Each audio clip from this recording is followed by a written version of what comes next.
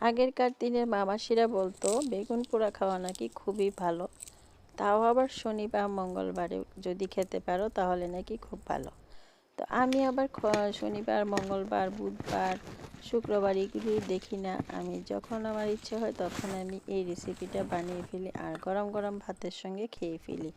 তো যেহেতু আমার ঘরে মোটামুটি সবাই বেগুন পোড়া ভর্তাটা পছন্দ করে, তো আমি শীত গরম যখন ইচ্ছে হয় তখনই বানাই। শীতের দিনে একটু বেশি খাওয়া হয়।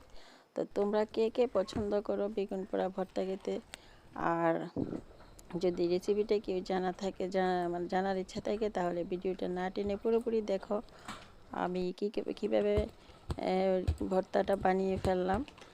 আর যাদের নতুন নতুন বিয়ে হয়েছে তারা, তোমরা যদি একটু ভিডিওটা দেখো আর যদি রেসিপিটা বানিয়ে তোমাদের শাশুড়িকে খাওয়াতে পারো, তাহলে যে শাশুড়ি তোমাদেরকে বলে সব সময় বলবে যে তোমার মা কী শিখিয়েছে, তোমার মা কিচ্ছু শেখায়নি, কোনো কিছুই বানাতে পারো না, যেসব শাশুড়িরা এসব বলে, এইসব শাশুড়িকে তোমরা এই রেসিপিটা দেখো। আমি যতটুকু পেরেছি সম্ভব মানে রেসিপিটা দেখিয়ে দেওয়ার চেষ্টা করেছি।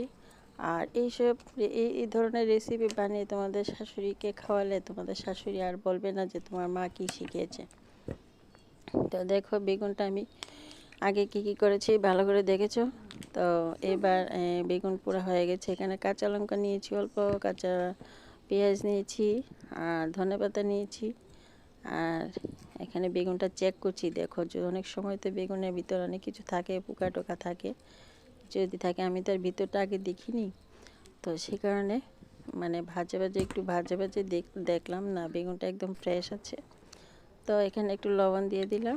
তো এখন শুকনো লঙ্কা দুইটা দিয়ে, মানে সেন্ট একদম শুকনো লঙ্কা দিলে একটু ভালো লাগে।